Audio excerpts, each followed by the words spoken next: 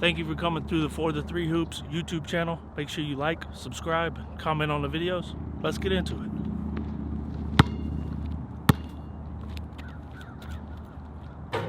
It's Craig Smith. Welcome to For the Three Hoops. I'm at Plano East, home of the Panthers, with Coach Wester. How you doing, man? I'm doing well, man. Thanks for coming out today. Yeah, man. So I just watched your practice. You've got to tell me what it is about competing amongst the kids, because that's the highlight of your practice. Yeah. Talk to me about that a little bit. Well, you know, at Plano East, we only have juniors and seniors on campus, right? So we have a lot of teams, and so we have our freshmen and sophomores are off campus, and we get to bring them over and on kind of a fresh start with our culture from time to time. We just decided a long time ago that man, our culture needs to be one of competition, and everything needs to be competitive. And so everything we do is competitive, and there's winners and losers, and you run, and it's you run if you lose, and we reward guys that win, and it grows a culture of wanting to win at everything. And they want to win in the classroom. They want to be the first guy out. Yeah. They want to be the first guy out of the locker room. They want to be the last guy to leave. They want to win in the weight room.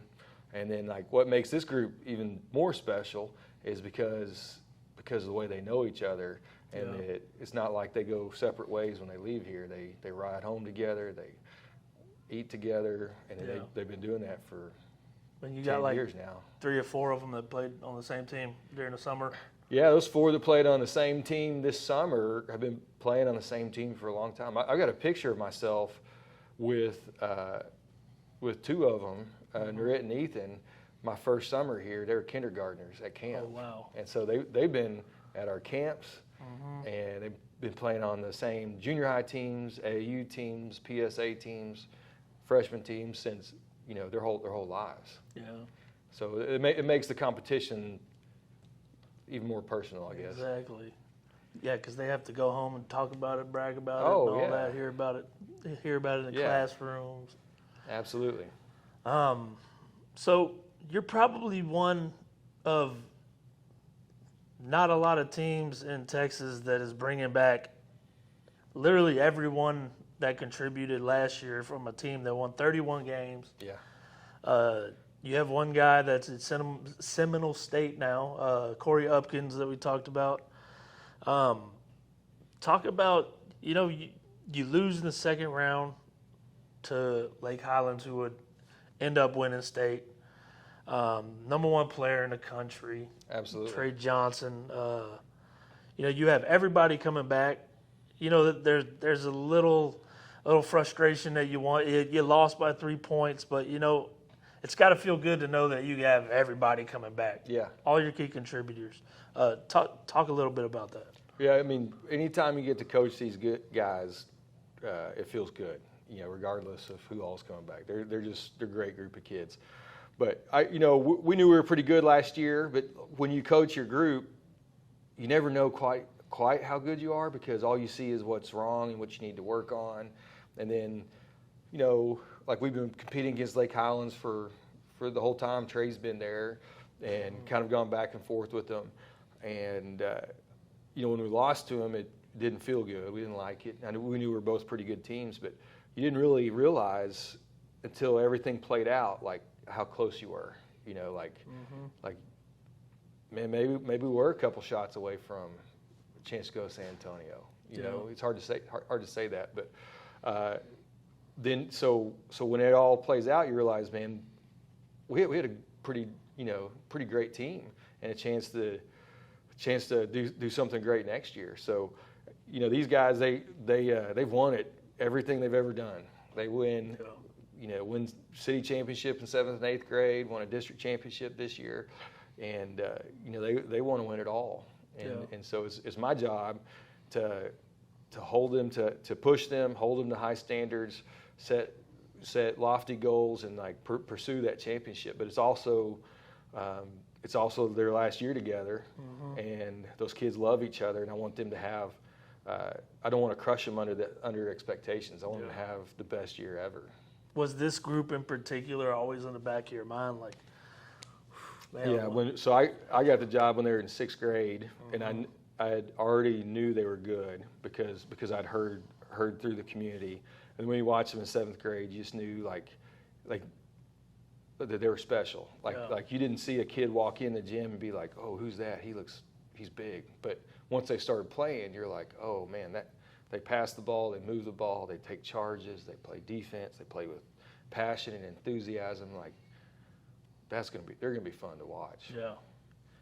So like, you have all these guards. You got Isaiah, you got Jordan, you got Narit, you got John, you got Ethan's a shooter. I mean, you got all those guys, and then you got this one big man that popped up on the radar last year at Allen. Yeah. DJ Hall. Yeah. He looks like he's slimmed down. He looks in really good shape. He finally gets some D1 interest. He got a Texas State offer. Talk about that kid.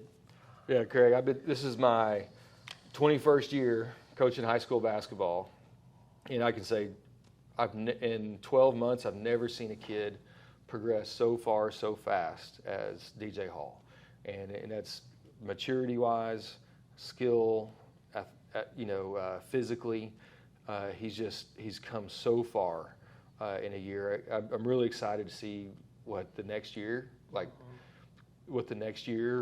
holds for that kid because I really don't know how good he could be. And in our minds, we all kind of sky's the limit. Yeah, we all kind of set, oh, this kid can probably do that, and this kid can probably do that, and he's proved us all wrong already. And the neat thing about him is that he's good at all types of things that I didn't teach him.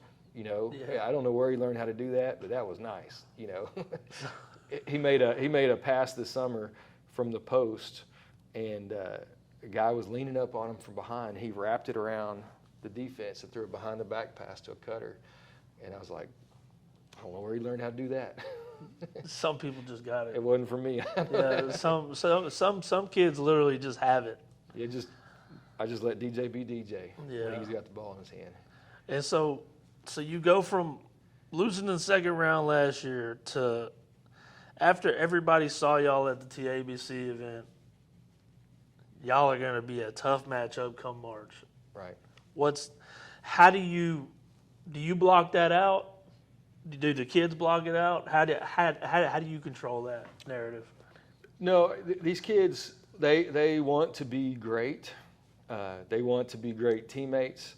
They want to win. They want to win big, and they want big challenges. They want to play the best teams and the best players. You talked about all these great players, and it's tough for high school kids being recruited right now. And and I forgot one. You got Xavier too. Yeah, I forgot about him. I left him out. But they're good, and they, sometimes like on our team, everyone kind of makes sacrifices. Mm-hmm. Like Xavier averaged 11 points a game last year. Well, on other teams, you could average 16, 17. Yeah. And so they want. So that sometimes you can feel overlooked when this kid gets offers and that kid gets offers, and you feel like you're better than him. Mm-hmm. So they want to play the best. They want to be the best. They want to play the best. And they want to prove it on the biggest stages. And it's really, really exciting to get to coach a group like that. So, what kind of goals are y'all setting? Yeah. And what can we expect to see from this Plano East team? So we want my goal is I want them to have the best year of their life. Yeah. I think we all talk about our high school days, our whole lives, right? I'm 42 years old. I still talk about this game and that game or whatever. So they're going to talk about it, and I want it to be the best year of their life. And so that's kind of my job to foster that atmosphere. And then they want to win. They want to win the last game of the year. They want it all. They want the district champ. They want to cut the nets down. The district championship. They want to go to the regional tournament. They want to go to the state tournament. They want to win the last game of the year. And I know that there can be a lot of pressure with that, and Yeah. so it's my job to not crush them under those type of expectations. Yeah, I mean, well, y'all had two big time matchups at TABC. Right. You faced Stony Point, who's got Josiah Mosley, Yeah, he was good. big time kid. He just was on a visit to Texas, Yeah, he's and good. so was Kingston Flemings Yeah, of San Antonio Brennan. So y'all have to feel good. You play Duncanville this weekend, and you play North Crowley. North Crowley again. Two big 6A teams. Yeah. Okay. One in Region 1, one in Region 2. Yeah. I mean, Brackle runs a great program. You got PV that, I mean, probably could have won state 5 years in a row. Yeah. Two big time games. How do the kids feel going into this weekend? They feel like they're ready, and they've earned this opportunity, and that they deserve it.